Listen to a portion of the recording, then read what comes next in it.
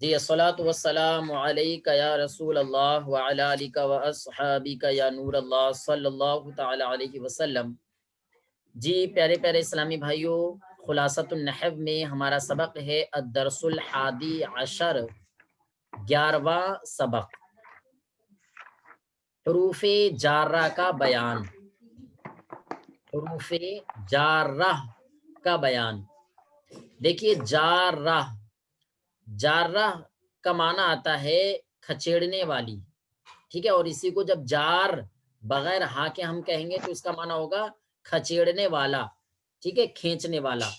اور خیال رہے جب کھینچا جاتا ہے کسی چیز کو تو جس چیز کو کھینچا جا رہا ہے وہ نیچے لٹکی ہوئی ہوتی ہے۔ ظاہر سی بات ہے، آپ کے ہاتھ میں ایک کپڑے کا کونا ہے، ٹھیک ہے، اور آپ اس کو کھینچ رہے ہیں تو باقی جو کپڑا ہے وہ اوپر ہوا میں رہے گا یا وہ زمین پر کھینچے گا؟ وہ زمین پر کھینچے گا، تو جو چیز کھینچتی ہے نا وہ نیچی ہوتی ہے، ٹھیک ہے نا۔ تو اسی سے جو ہے نسبت کرتے ہوئے اس کا نام رکھا گیا حروف جارہ، یعنی یہ وہ حروف ہیں کہ جب اسم کے اوپر داخل ہو جاتے ہیں تو اسم کے آخر میں جو ہے زیر دے دیتے ہیں، اور جس پر زیر دیا جاتا ہے تو اس کو نیچے مانا جاتا ہے، ٹھیک ہے نا۔ تو بس اسی نسبت سے کہ جب کسی چیز کو کھینچا جاتا ہے تو وہ چیز نیچی ہوتی ہے، بالکل ایسے یہ حروف جارہ جس اسم پر داخل ہوتے ہیں تو اس اسم کے آخری حرف پر زیر دے دیتے ہیں، اور زیر میں کیا ہوتا ہے، بولنے میں ہونٹ کو نیچے کیا جاتا ہے، ٹھیک ہے، اور آخری والے اسم کے نیچے جو ہے زیر دیا جاتا ہے تو گویا کہ اس کو نیچے کر دیا، ٹھیک ہے نا۔ تو اس کو حروف جارہ بولا جاتا ہے۔ ہاں، اس کی تعریف فرما رہے ہیں کہ جو حروف کسی اسم پر داخل ہو کر اسے جر دیتے ہیں، جر کا مطلب ہوتا ہے پیارے اسلامی بھائیوں، یعنی اس کے آخر میں علامت جر دے دیتے ہیں، ٹھیک ہے۔ اور علامت جر 3 چیزیں ہوتی ہیں، ٹھیک ہے، کیا کیا؟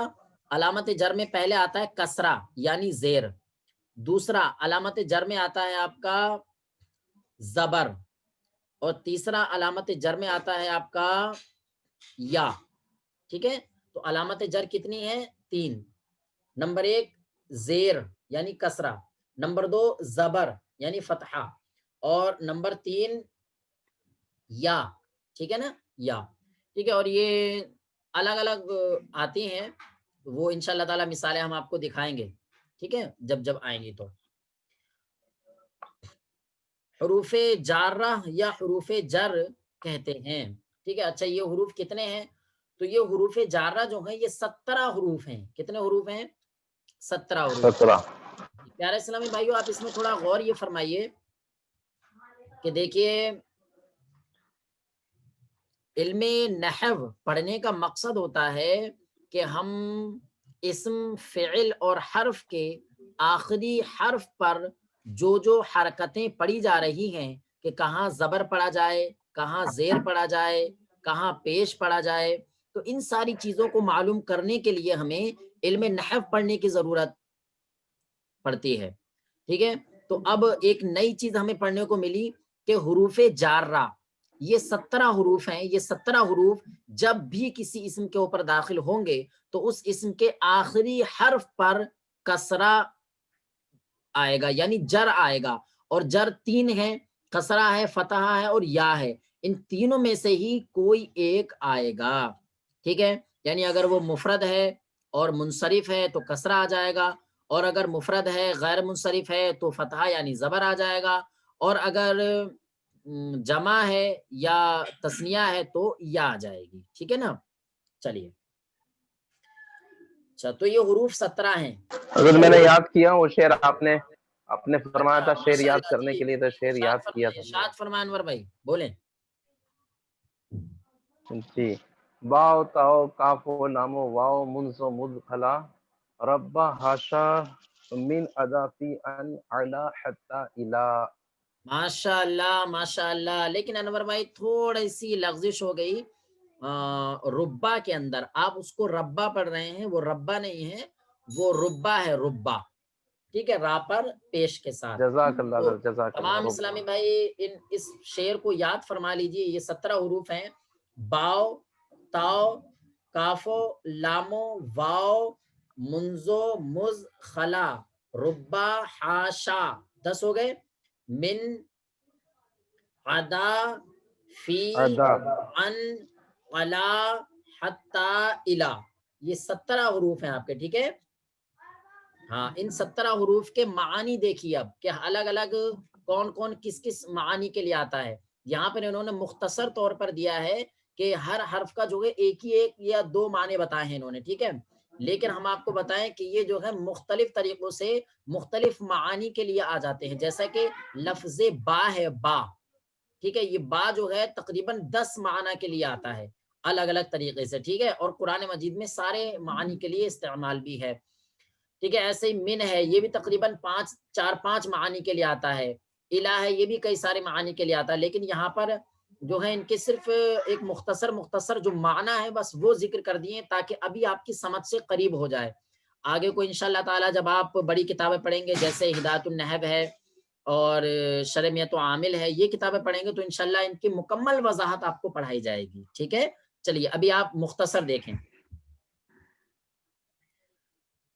فرما رہے ہیں کہ ان کی تفصیل حسب ذیل ہے. حسب ذیل یعنی نیچے لکھی ہوئی ہے. سب سے پہلے دیکھ رہے ہیں، بول رہے ہیں یہ من، کیا بول رہے ہیں؟ من، ٹھیک ہے. من اس کا معنی آتا ہے سے، اور آپ تمام اسلامی بھائی اپنی کتاب میں دیکھ رہے ہوں گے. جیسے انہوں نے کہا العجوۃ من الجنتی، ٹھیک ہے. یہ عجوہ کا معنی آتا ہے وہ عجوہ کھجور جو ہوتی ہے، عجوہ کھجور، ٹھیک ہے نا. وہ بھی فرما رہے ہیں العجوۃ من الجنتی، عجوہ کھجور جو ہے وہ جنت سے ہے، ٹھیک ہے. تو یہاں پر من جو ہے وہ سی کے معنی میں ہے.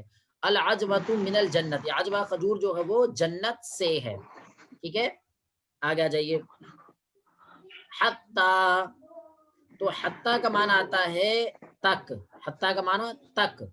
جیسے کہا جاتا ہے حتی مطلع الفجر، فجر طلوع ہونے تک، ٹھیک ہے. وَأَتِمُّوا الصِّيَامَ إِلَى اللَّيْلِ حتی مطلع الفجر. وہ قرآن مجید میں ایک آیت کریمہ ہے جس میں ہے یہ کہ آپ کھاؤ پیو یہاں تک کہ سورج طلوع ہو ليلة القدر.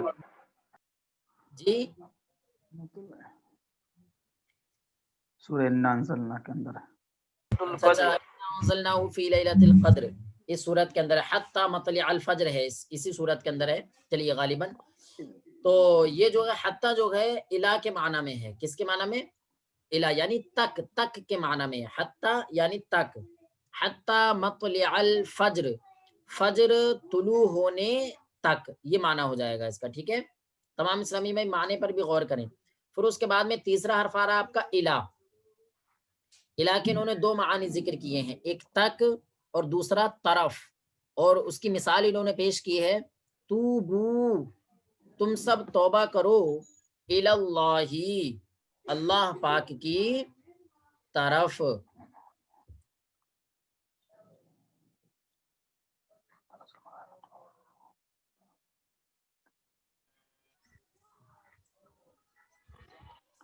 جی. یہ استاد مطلعی میں جو ہے لام توبو پہ فتحہ رہے گا یا کسرہ رہے گا مطلعی میں؟ جی مطلعل، آپ دیکھیں حتی داخل ہے اور مطلعی کی عین کے اوپر آپ دیکھیں زیر ہے، ٹھیک ہے. جی جی جی جی ماشاءاللہ ہمارے پیارے اسلامی بھائی نے بہت پیاری بات کی طرف جو ہے توجہ دلائی ہے. دیکھیے آپ نے من پڑھا تو جب اس کی مثال آپ نے پڑھی العجوۃ من الجنتی، تو اس میں آپ نے من حرف جر پڑھا نا، اور جنت کی آخری حرف پر دیکھیں آپ تا، اس پہ اس کے اوپر زیر آ گیا ہے، ٹھیک ہے.